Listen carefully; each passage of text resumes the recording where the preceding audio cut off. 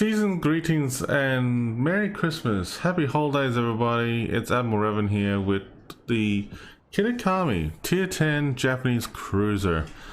Well, I've been meaning to, how should I put it, review this ship and actually tell you my thoughts about the whole thing about the Kitakami and how it was actually brought into World of Warships.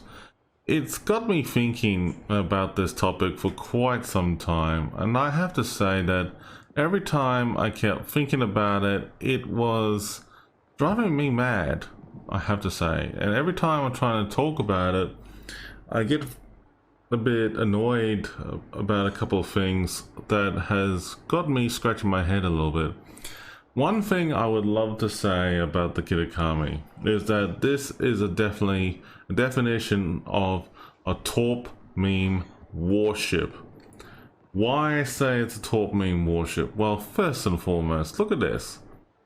There's like, let's see, 5 bays of torpedoes on either side. So you got literally 20 torpedoes on the left, 20 torpedoes on the right. But wait, here's more. You got the option to do shallow torpedoes and deep water torpedoes. This is a killer cruiser, man, and this ship means business. Now, if you love playing the Asashio, the Japanese Asashio and the deep water torpedoes, it reminds me of back in those days. And the Asashio, as you can remember it, the deep water torpedoes at 20-kilometer range. It is a fun warship to begin with. The Kitakami has got the same idea, 20-kilometer torps for deep water. Now, the shallow water torpedoes, well, there is one thing that I can bring it to your attention. The shallow water torpedoes is 12-kilometer range, but the speed on those torps is absolutely phenomenal.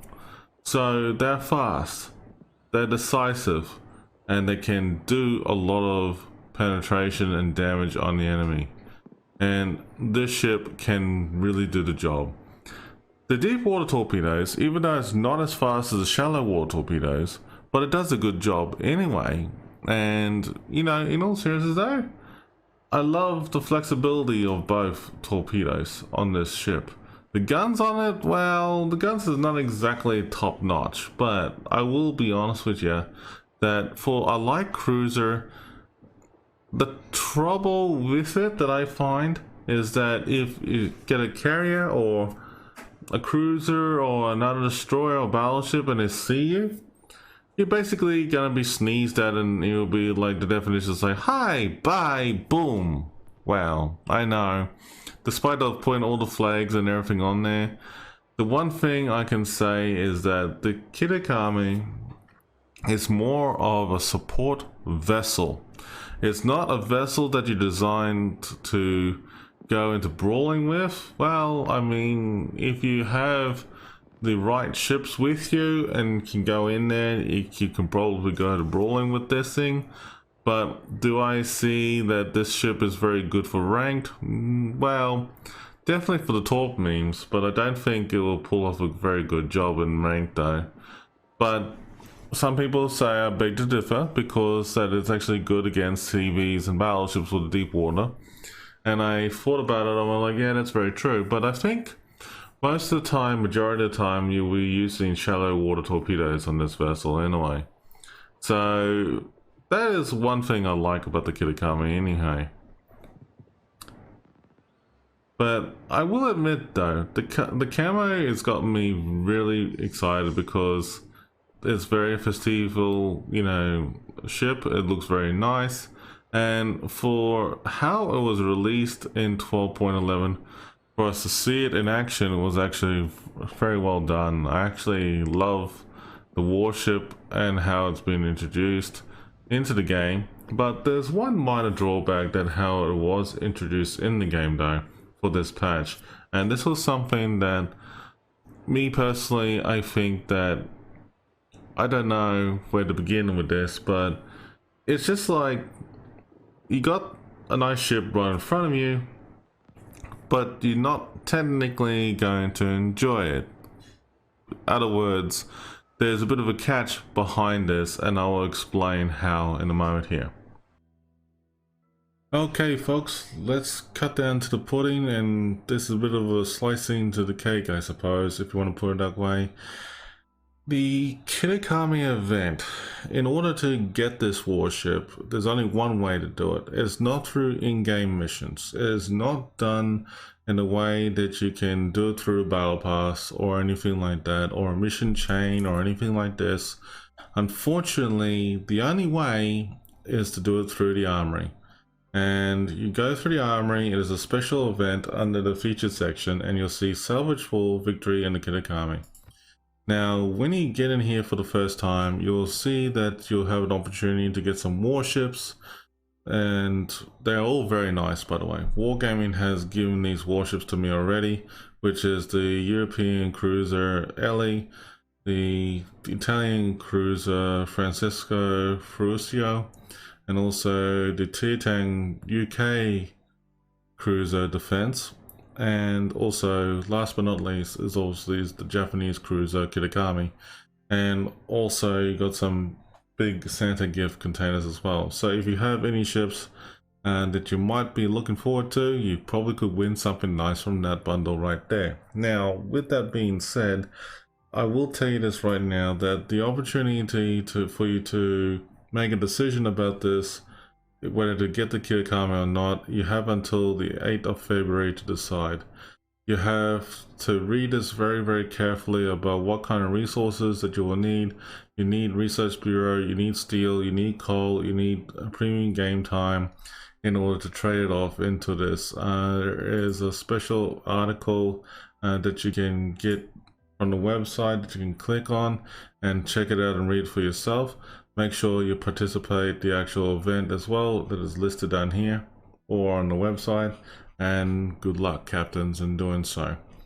Now, I will admit though, when you go back into this decision making right here, your coal, your steel, your Research Bureau and premium game time will be the trade-off for this warship. So I'll give you a fair enough idea what 500,000 coal looks like. So basically, 500,000 coal, 513,000 worth of coal that I just put in, the maximum I got is taking me to at least, pretty much virtually halfway of the defense. Now, if I were to, trade off, some steel and things like that, basically, I think it was worked out around about like 22,000 steel. No, about 23,000 steel. There you go. 23,000 steel. That is pretty much the trade-off for all three of these ships, plus the containers. And as I said, the containers, you have an opportunity to win something nice out of it. Now, here's the Kitakami as such. Now, basically, if I were to put all these resources in the in-game time, I pretty much virtually have got the Kitakami right there. Now, you don't need to show up all your premium game time in there. So what I do is I try and work out, the mathematics of it all to figure out what is 80% the goal for it. I think it is literally 360 days. There you go. So that is exactly right there for 80% of the whole mission chain for getting the Kitakami and all its other ships. I will tell you this now, the other ships, the Defense, the Italian, and the Elli are very good. Very good ships overall. They're fun and engaging and good to play with. And to be honest, I'm quite content without getting the Kitakami, because I have ships that have deep water torps at 20 kilometers. I have ships that have shallow torpedoes at 12 kilometers. But in all seriousness though, that this to me is bragging rights for the ship itself, for you once you get it, per se. The camo itself though, I mean, like, if you want to see what the camo is, the camo is basically what it was in the center port. That's what it is, the bit of wind. So if you want to have a look at again what it looks like, that's pretty much it right there. So it looks very nice. The camo though. The art department for World of Warships has been pretty much carrying the game. It's actually phenomenal. It looks lovely. But yeah, as I said, the Kitakami is a nice boat. It's a good ship if you want to get it for bragging rights, but at the same time, I'll be honest though, folks, that I couldn't justify myself for training my resources like that and getting it out right. So I do recall a while ago that Wargaming did talk about, you know, the Missouri event, like, you know, they would not bring the Missouri back, and they did in the Leyte Gulf, and that mission chain was a great success because a few people actually got the Missouri. They actually were very happy to get it back, and they were very, very proud to have it. That is the truth, honest truth about it. A lot of people did comment that they were very happy to see the Missouri had come back. They were very happy that they were able to get it, and they missed the good old days of doing the grind, doing the time for free XP and doing it that way. But who is to say when Wargaming did tell us so many times that there will be no submarines in the game, yet they brought in the submarines. Wargaming has a habit of telling me that and telling us that as well too, so you know, you kind of like, you know, treat it with the whole thing as a bit of a grain of salt. You know, the way I see and feel about this whole event for the Salvage of Victory for the Kitakami, if you have the excess amount of resources, you're basically, the terminology, as they say, whaling it, and you basically can buy it outright with bragging rights, and basically you turn around saying to us all, saying that, hey, look, you know, we got the resources, we got everything we need, blah, blah, blah. Well, to tell you the truth, that's all fine and dandy, more power to you and everything, but as I said, I just cannot justify myself on getting a ship that is easy to be destroyed, but even though it has, like, you know, 40 torpedoes.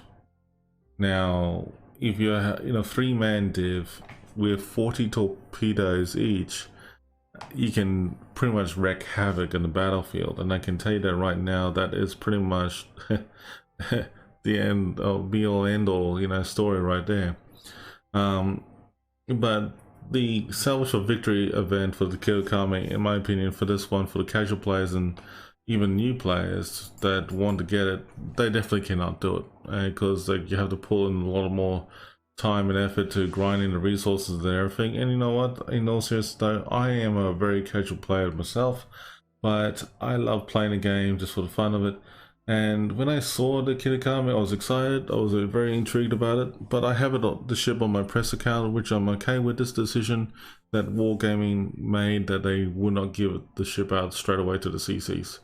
And I was okay with it because, like, it feels like it gives me an opportunity as a person, as a player again, to grind the ship if I wanted to get it, and if I don't want to get it, then we won't get it.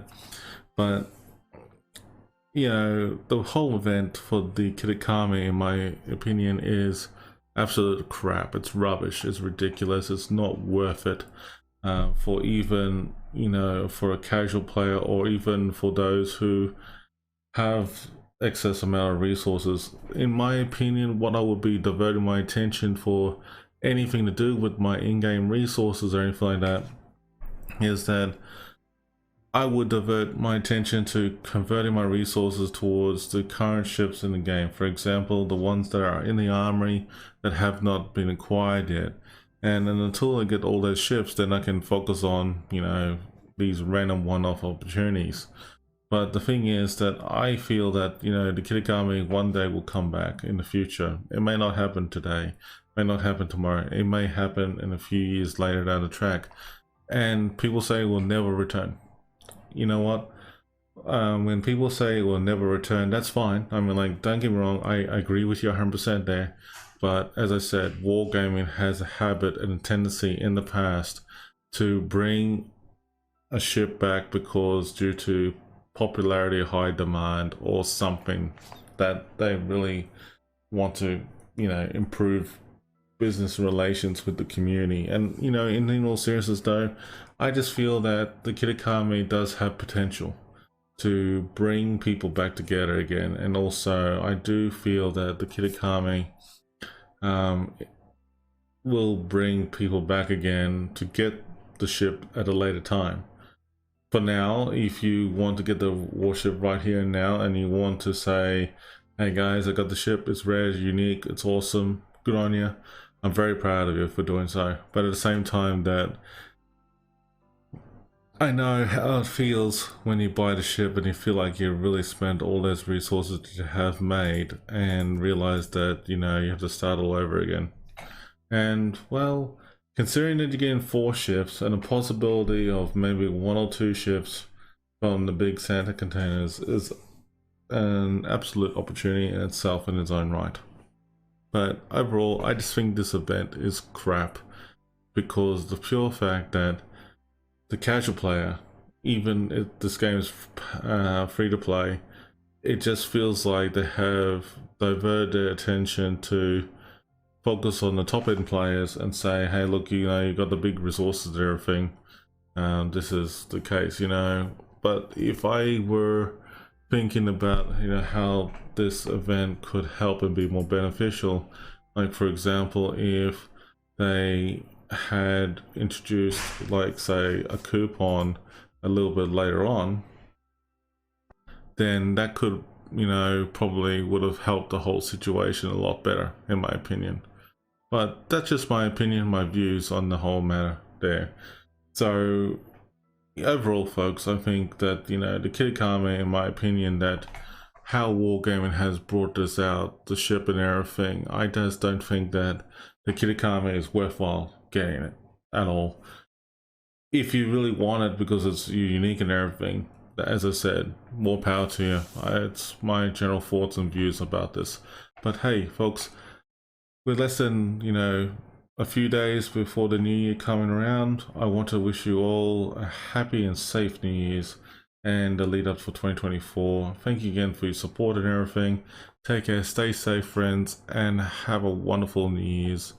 And we'll see you around soon. Let me know your thoughts, and we can review the Kitakami again a little bit later with round 2 at some point. All right, take care, stay safe, action stations.